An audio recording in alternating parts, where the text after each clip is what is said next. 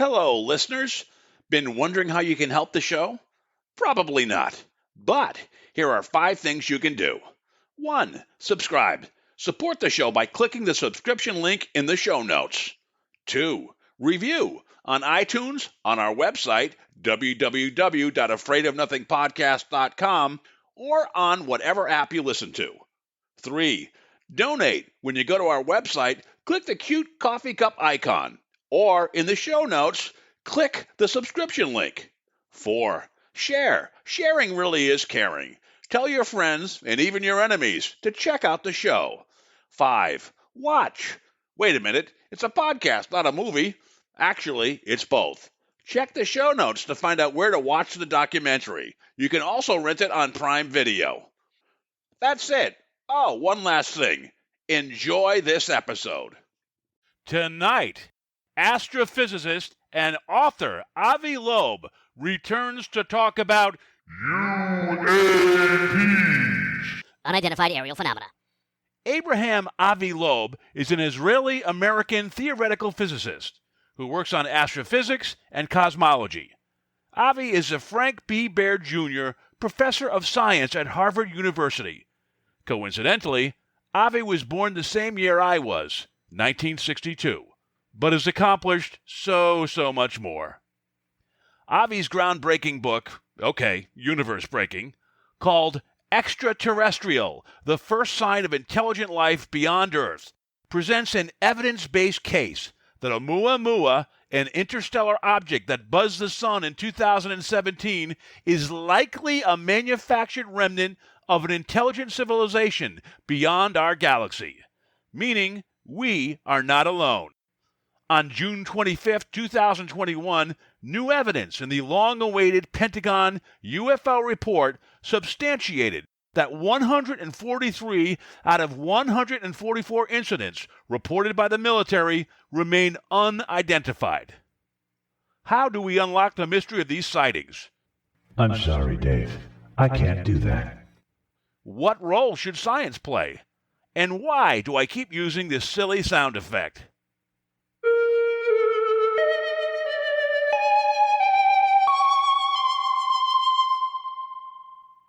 Buckle in, comrade. Your world is about to change.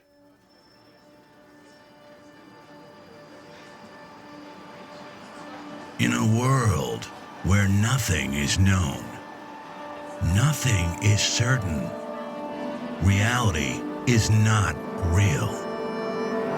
Wake up! Be afraid of nothing. I'm Bob Heskey. Robert. The host with the ghost. This is my podcast, based on my paranormal documentary, Afraid of Nothing. Each episode, we talk to people who see life and the afterlife through a different lens. Join me. Who is this large man? And what's he doing in our bedroom? As we lift the veil and open our minds to see beyond our eyes lie. This is Afraid of Nothing.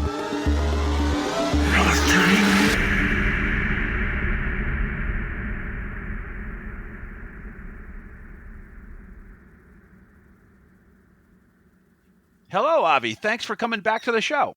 Thanks for having me again. Yeah, we last spoke a few months ago about your breakout book, Extraterrestrial, the First Sign of Intelligent Life Beyond Earth. How's the book doing?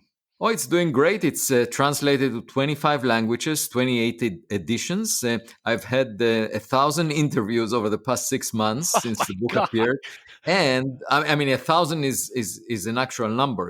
Also, there were 25 filmmakers and producers that approached me with interest in the book, and we're about to converge with one.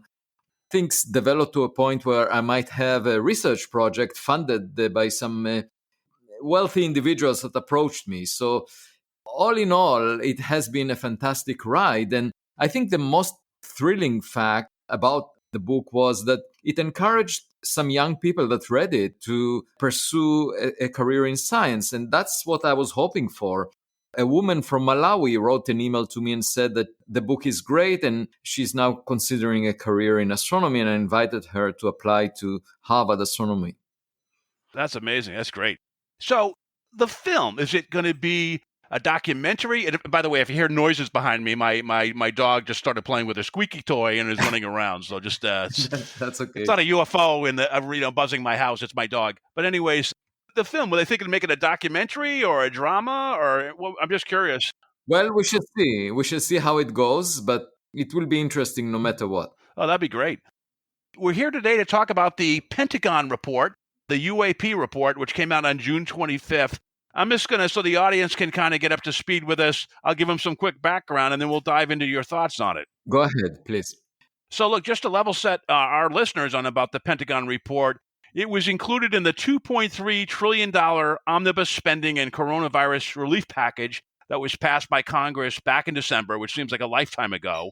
The report basically required that the Department of Defense and the Office of the Director of National Intelligence deliver an unclassified report on identifying flying objects to Congress within 6 months. And they just did that. The report was released on Friday, June 25th. And while it's only 9 pages long, to date, it's probably the most substantive U.S. government account of UAPs, which is the new term for UFOs. It stands for Unidentified Aerial Phenomena, ever made to the public. The Pentagon's task force preliminary assessment was based on 144 UAP reports involving observations made by military aviators between 2004 and 2021, but mostly within the last 2 years. Of the 144 reports, only one there was an explanation for. It was a deflated balloon. So 143, well over 99%, remain unexplained or unidentified. And the last 2 points regarding threats, the report said that UAP clearly pose a risk to flight safety in the increasingly crowded skies and may pose a challenge to national security, particularly if they were developed by foreign adversaries. And as for next steps, they admitted that they need to collect and analyze more information, which I think we'll talk about today. Who should be doing that, Avi? They need to consolidate reporting, and they need to develop a more efficient way of screening and processing the report. So with that said, I want to turn it to you. What did you think of the unclassified version of the Pentagon report?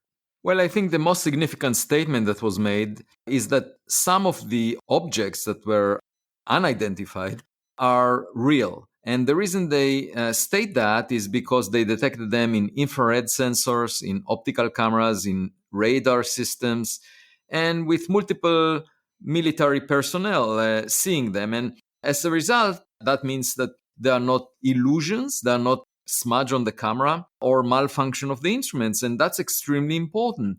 At the same time, these objects are not identified. And so there are several possibilities. If they maneuver in ways that we cannot explain using our own technologies, of course, they could have been produced by some other humans in other nations. And that by itself is a major source of concern because we cannot recognize these technologies. And you would expect our intelligence to be sufficiently knowledgeable of what's available out there.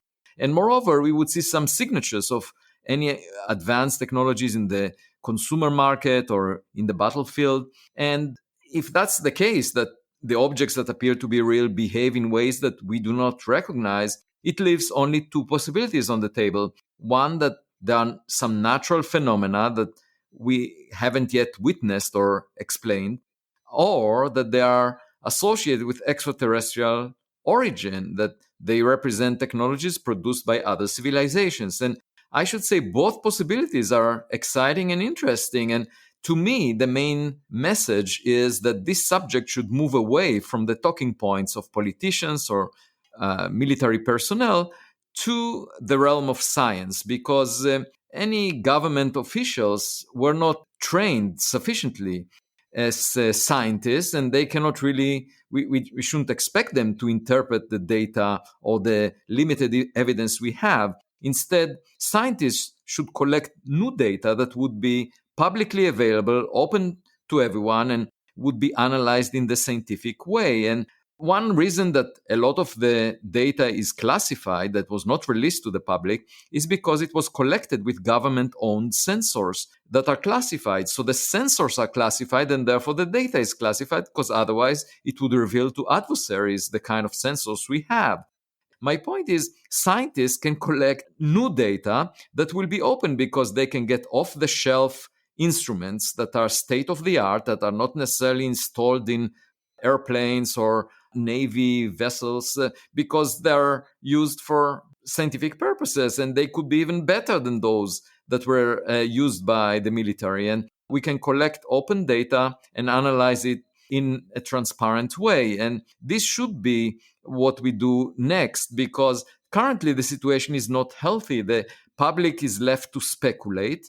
Many scientists just dismiss the evidence and say business as usual. Let's forget about anything that may relate to extraterrestrial origins. And I think that the correct way to move forward is not to base any statements on prejudice, but rather on evidence. There is something intriguing in the sky. Let's figure it out. You're right. The unclassified report was 9 pages. The classified report, I don't know if it was 60 or 70 or whatever, but I mean, the message basically from the unclassified was, yes, Houston, we have a problem, but we just don't know what it is. We haven't identified it. And these are the circumstances where scientists should lead the way, because, if society cares about it, both the general public is curious and the government doesn't know how to interpret it, then scientists can come to the rescue. And I should say, this is not a philosophical question. It's actually a very practical question to identify these objects. And one way to do that is by having a high-resolution image. If we had such an image of one of the objects or many of them, then we could tell what it is. We could, in principle, read off the label.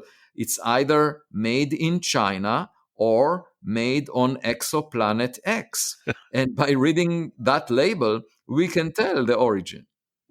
You just released an op-ed or a paper today on that. It's called Getting a Megapixel Image of a UAP. And within that document, which you just mentioned, you kind of propose leveraging a network of high-powered telescopes across the global scientific community, because there's a lot of, in many parts of the world, there are great telescopes out there that can collectively stitch together watch the sky and get the highest res image that we need. And you're right, that would help us identify it. Has anybody else thought of this besides you, or?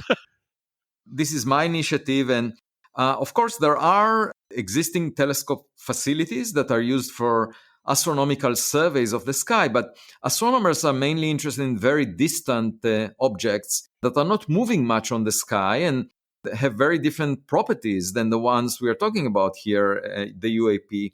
And also these facilities are in remote locations, very specific locations, and you don't have the flexibility of moving them to locations of interest. And so my initiative is actually to get completely new instruments installed in the desired locations. And by the way, this entire project should not cost a lot of money. It's affordable. I mean, relatively speaking, it costs less than the search for dark matter, that the amount of funds that we so far invested in trying to figure out the nature of most of the matter in the universe. I mean, it's quite sobering to admit that we don't know what most of the matter in the universe is. Like, there is 5 times more of this dark matter. We label it dark simply because we can't see it, or it doesn't interact with light. And it makes up about 82% of the matter in the universe. So the question is, which particles are responsible for this dark matter? And we're trying to find out. And there were some suggestions over the past several decades. And the searches were made in laboratory experiments in the sky, looking at all kinds of signatures from the sky, but nothing was found. And we spent already hundreds of millions of dollars on this search in the dark, so to speak. And that search is full of uncertainties, perhaps even more than the search for UAP, the nature of UAP. And so my point is, with much less, factor of 10 or so less investment of funds in the search for the nature of UAP, we can figure out the answer by getting a high-resolution image. Would this be like a consortium of multiple scientific communities in many different countries, or is it mostly U.S. based that you're proposing? Well, the way I envision it is a team of scientists that I'm currently working on establishing. And in fact, there are several potential funders that approached me. And I think we're getting close to defining the scope of the project and also the partners in it. But it can be done just like a scientific project where one purchases the necessary instruments and constructs the infrastructure. And that includes also computers, of course. I was interviewed at CNBC and was asked by Rachel Solomon, how do I plan to celebrate UAP Day? My response was, we will probably need computers to interpret the nature of UAP. And so I plan to spend the day with my computer. Yeah. Do you anticipate it'll be mostly private funded, or would it be government funded, or does it matter even? Well, it does matter because the government puts a lot of restrictions on anything that its money is being used for. So, in fact, I'm aiming to get it from the private sector. And I'm quite hopeful because I have met a number of people that see eye to eye with the aim of this project. That's excellent. Has that been posted anywhere? I saw that on your website. I saw a link and I actually read it today. Has that been picked up anywhere? The essay was submitted to Scientific American. It usually takes about a month for it to come out. Okay. All right, great. Now, you had, speaking of op-ed pieces, you had an opinion piece in The Hill recently titled Time for Scientists to Identify the Unidentified in Pentagon's UFO Report.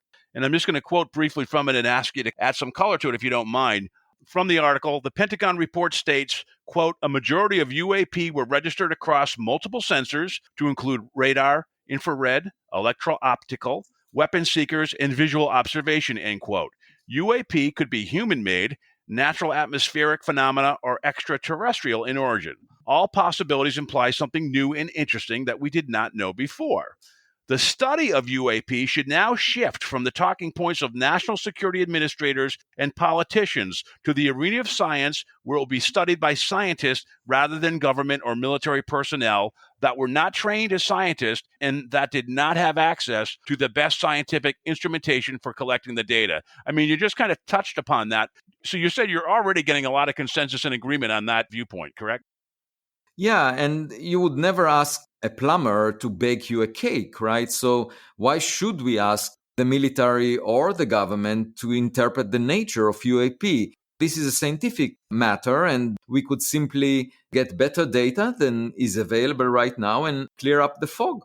And do you think there is even like a small amount of nervousness that you guys identify something that is top secret or by another adversary and you guys find out before they do? Well, it may signal a major failure of national intelligence if it turns out that these unidentified objects came from another nation and were not recognized as such. But obviously, most of the sky is not classified. Anyone can look at the sky. There are special locations where you're not allowed to put a telescope in. But otherwise, let's just look around and see what we find. It's unclear how restricted is the region where these unidentified objects appear. So that's one aspect. One should aim to look at many different locations and figure out if it's a universal phenomenon, as one would expect if the origin is extraterrestrial. Yeah, you're right. It would be broader because a lot from that report were from over military bases or during training exercises, and that's kind of a small area when you think about it. So it would be interesting to see when you blew it out and made it wide open, just the volume and what you could get. Right. And one should keep in mind, these are the areas that are patrolled most often. So it may well reflect the fact that other regions are not being monitored as much. And those other regions are not classified at all. And one can easily monitor the sky. In fact, astronomers do it in some special locations. Now, what do you think? Some reports have UAPs coming up from out of the water, that ends up in the sky. Are you familiar with those at all? And would this cover that? I mean, I guess when they left the water and went into the sky, it would identify those, correct? Yeah, I haven't had access to the actual data, but That's exactly the work of a scientist or a physicist, to look for side effects that tell you about the properties of the object. For example, if an object moves faster than the speed of sound in air, it must produce a sonic boom, a shock wave. And if it doesn't, something is really strange going on here. It may not be a real object. Similarly, when an object goes through water, there should be a splash. You should see some side effects that it produces. So, as a physicist, as a scientist, one would obviously look for the side effects as well as confirmation of the reality of the object. Of course, you might imagine that the object would violate the laws of physics as we know them, but that would be even bigger news because physicists are looking for any tiny deviation in laboratory experiments from the known laws of physics. And so far, over the past couple of decades, we haven't really identified even a tiny deviation. And most recently, there was a discussion about the magnetic moment of the muon deviating slightly from what might be predicted by very complicated theoretical calculations. So it's not at all clear because even the theory has some uncertainty, ambiguity. This is a very tiny effect that we are scrutinizing in laboratory experiments. So if there was an object doing things that cannot be explained by the current understanding of physics, that would be big news, separate from the fact that it may have originated from an extraterrestrial origin. I'm very much looking forward to collecting also the data on the side effects, because that will tell us something interesting about the object. Yeah, what you just said sounds a lot like Oumuamua, which it didn't act like a comet or an asteroid. It was totally different physics going on there. Yeah, but it didn't demonstrate that any deviation from the laws of physics. It just showed that it doesn't resemble the type of rocks that we have seen previously in the solar system. So that by itself does not imply that it violates the laws of physics. In quoting from the Hill piece again, you mentioned that Oumuamua might have been, which is interesting, retrieving data from probes that were already sprinkled on Earth at an earlier time.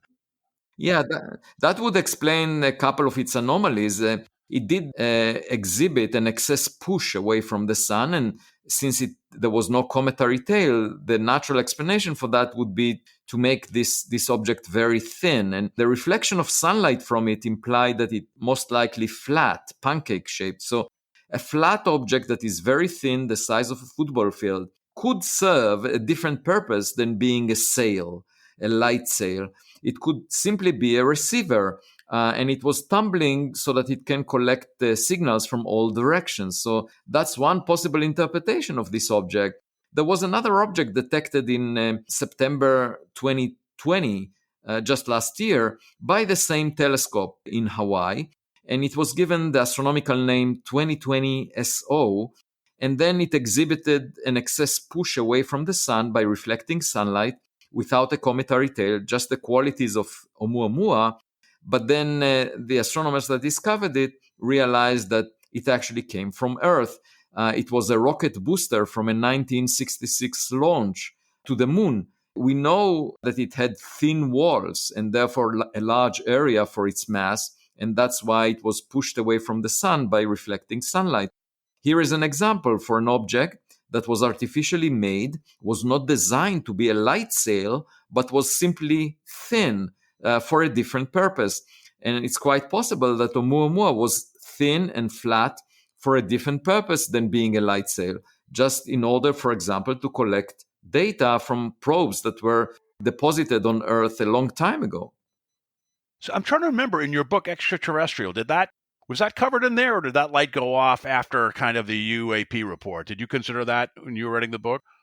No, so that light came off when I heard about the UAP report, and my thoughts are triggered by interesting evidence, by anomalous evidence. And prior to the UAP report, I was not sure that the UAP are real, that any of these objects have been detected by multiple instruments. And the UAP report stated that clearly, and also stated clearly that the same objects are not identified, meaning that they cannot be explained easily by the technologies we are familiar with here in the US. So those statements made me think again about Oumuamua. Yeah, it makes a nice segue to my next question is because you had another piece in Scientific American called How Humanity Can Earn the Respect of Extraterrestrials. And the subhead actually infers how that could happen. It says, favoring science over war could demonstrate our suitability to join a galactic club of civilizations. Was that tongue in cheek, or do you think there actually could be a galactic club of civilizations out there? Well, I don't know if there is. In fact, I think we're most likely to be in contact with equipment that was sent by civilizations that predated us. The question of whether they are still around is open. You could send a letter in the mail, and by the time the letter arrives to its destination, you might not be alive anymore. So it's quite possible that many of these civilizations are dead. They existed billions of years ago because most of the stars formed billions of years before the sun, but they are not around. And it doesn't really matter if they sent equipment that has artificial intelligence that can make decisions on its own in an autonomous way.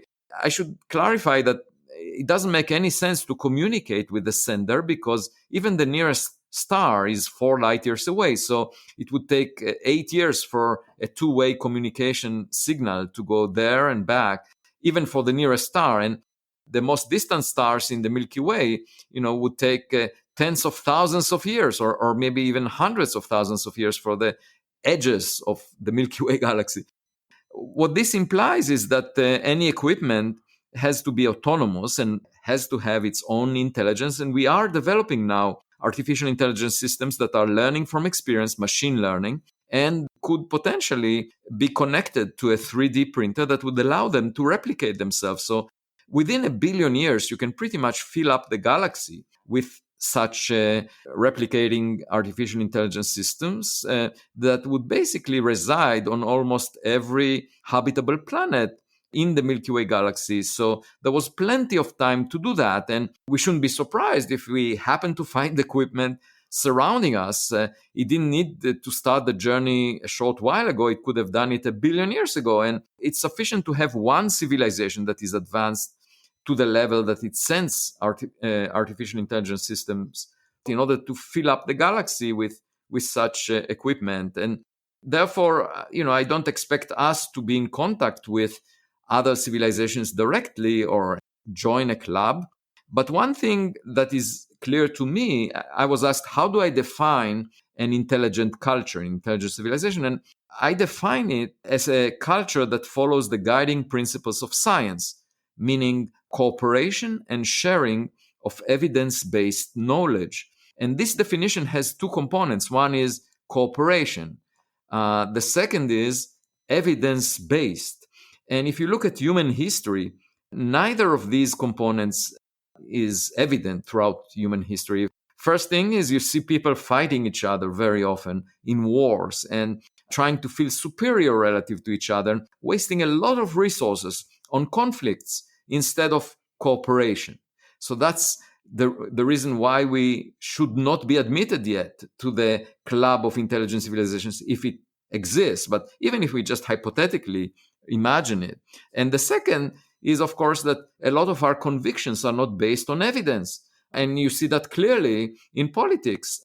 You see how long it takes for policy to change in response to evidence. Unfortunately, I would argue that we need to be seeking for intelligence from space because we don't find it very often here on Earth.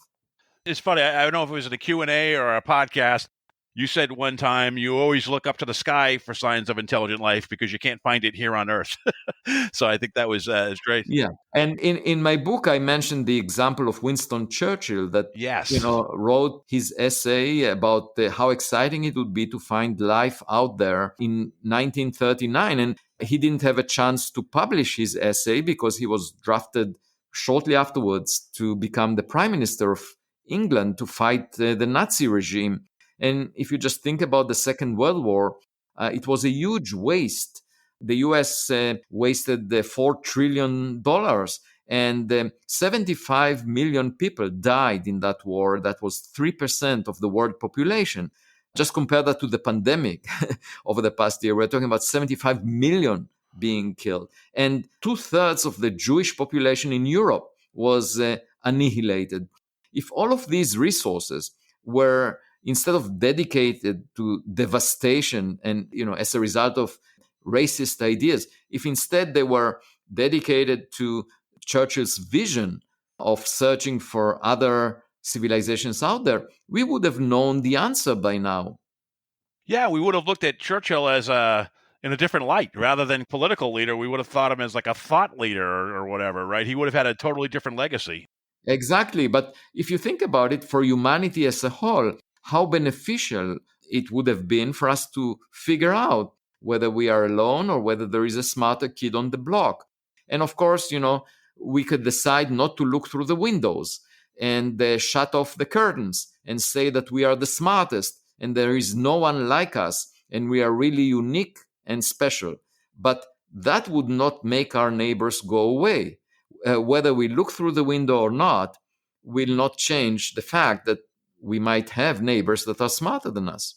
And in other alternate outcomes, I mean, you think about all the people that perished during the war and also the extermination of the Jews, and also a lot of the Jewish people that were saved and went over to the United States, the scientists. Now those great minds were working with the U.S., so actually Germany, they lost their position as a science power by shooting themselves in the foot themselves by their own actions, by going toward fascism versus going toward science. They kind of weakened their stance overall. That's kind of a lesson for history that more people should probably look at. Well, if you look at human history, you realize that nations that traded with each other benefited much more than nations that went into war with each other. Even though it looks tempting at first, you think that by using power, you might actually gain. You actually, in the long term, lose. And that has been the lesson throughout history. So once again, intelligence implies that cooperation is far better than war.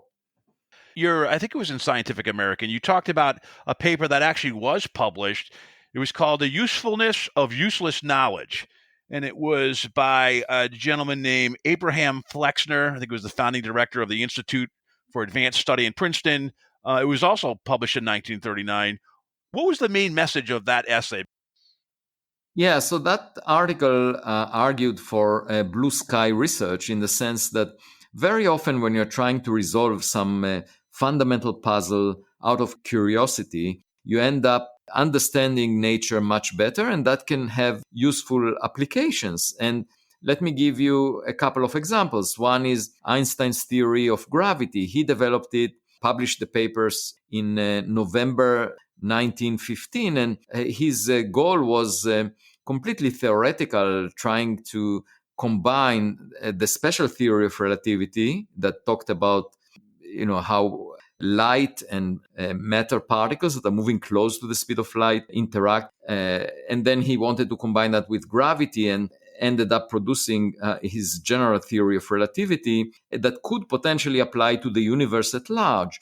And it had purely academic goal to explain things and unify what we know about space and time and gravity and so forth. And his main insight was that gravity is not a force, but actually a property of space and time. Matter curves space and time, and the curvature of space-time tells matter how to move. That was Einstein's biggest insight, based on Galileo Galilei's realization that all objects fall the same way under gravity. And so Einstein came up with this, and then 100 years later, this is being used for navigation systems, GPS, because without Einstein's theory, we wouldn't get the precision needed to navigate based on information exchange with satellites. So really, the exact description of Einstein's theory allows us to have a practical application. But an even more significant example is that of quantum mechanics. That was complete surprise to the world of physics, that the reality is quantum mechanical in essence, and you can't tell the location of a particle and its velocity at the same time to arbitrary precision. So in fact, everything is probabilistic. And Einstein actually resisted the possible interpretation of quantum mechanics as having spooky action at a distance, which is now called entanglement, where a system that is spread over a large region knows immediately, if you perturb it at one point, immediately the other point knows what you've done, and faster than the speed of light. So that's the nature of quantum world. And the point is that it was forced upon physicists by experiments, and now we use it practically in all the instruments that allow the two of us to communicate. It's used in the speakerphone, it's used in the computer that both of us are using. And so a lot of the quantum mechanical effects that were understood over the past century are being applied to electronic devices that we have, and we benefited greatly from that. Originally, it was a completely academic pursuit, trying to understand how atoms interact with light, that led to the development of quantum mechanics. So these are two examples, and there are many more, where first academic research that is just trying to figure out the principles of reality, how reality operates, end up producing applications that benefit society to a great extent. Was there an example about COVID-19 that you mentioned too, regarding the vaccine and how quickly that was Oh, developed? yeah. So here is an example where, for the first time in human history, a synthetic chemical was developed in the laboratory based on our understanding of the virus, and it produced the desired immune response in the bodies of hundreds of millions of people. And in the past, we fought viruses just by creating a weakened version of them to trigger the immune response. So it's a remarkable accomplishment of science that our understanding of how a virus operates allows us to create something completely synthetic that solves the problem. And this is the power of science. And that's why, in the case of UAP, where we're faced with some puzzle that the public cares about a lot, science can come to the rescue and explain it and figure it out based on additional evidence. I kind of smell another book coming out of this. And you just finished Extraterrestrial and you're working on a bunch of stuff. Is there a book following up, you think, coming out of what's recently happened on your radar at some point? Well, there is a book in the making. I'm not sure yet how the baby would look like. It's being conceived right now. So I cannot tell you much about the content, but definitely the seeds for the content of the book are already planted. Yes. Well, that's all excellent stuff, Avi. So in closing, how can people follow? I guess two questions in closing. One, what is your summer going to look like? What are you focusing on in the next couple of months regarding this? And two, how can people follow you and not only get your great book, Extraterrestrial, but also follow what you're doing? Right. So I focus primarily on creative work these days, writing scientific papers and as commentaries on a weekly basis to Scientific American. And that's where you can find my latest thoughts on the subject that we discussed. But at the same time, I'm also starting my next book and potentially a documentary related to my first book. And in addition, most interestingly, the initiation of a project to identify the nature of UAP. That is very much on my priority list. Are you spearheading that? Or are you part of a committee, or would you be the main guy behind it, or part of a great team of a bunch of people? Well, I'm leading it, yes. Okay, that's excellent. Well, Avi, thank you so much for your time, and thank you for coming back. I know you did 1,000 interviews. I was one of them back in February, and thank you for taking the time now in July 5th to come back and talk about this. So when you are ready to have your documentary, I'd love to have you back a third time if you'd grace us with your presence. I would be delighted, and I hope to report back what the UAP are all about. And I hope to see that picture from you too, when this gets set up. Yeah, they say a picture is worth 1,000 words. In my case, a picture is worth 66,000 words, the number of words in my book, Extraterrestrial. I wouldn't need to write the book if I had a high-resolution photograph. It'd just be a meme, right? Well, and also I think it's a key to changing the public's discourse, because nobody can deny a high-resolution image. You can easily tell the difference between a natural object and an artificial object. And if the object is artificial, I very much would like to have my hands wrapped around it, potentially playing with the technology that we find there. It should be similar to the experience of playing with a cell phone that was not released yet to the public. In this case, the technology may represent our future, distant future, maybe 1,000 years from now or 1,000,000 years from now. It should be great fun for us to see something so magical, because a very advanced technology could be looking like an approximation to God. It would do things that we've never imagined. And that would be quite amazing. And among the 28 editions of my book, one was published in Israel just a month ago, and they changed the image on the cover. And my literary agent said, well, this image looks more like Moses on the mountain.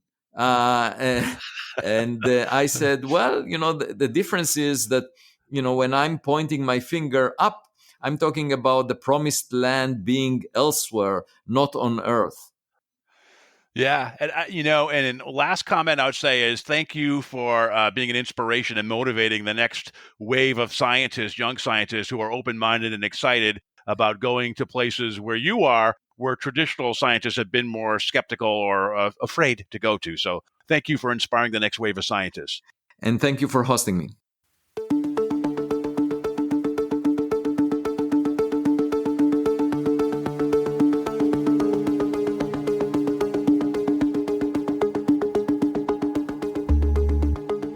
You've been listening to the Afraid of Nothing podcast. Please subscribe and like us on Facebook.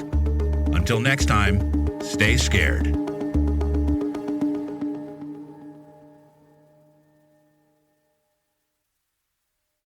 Hey, you're still here? Great. Then why not listen to another episode?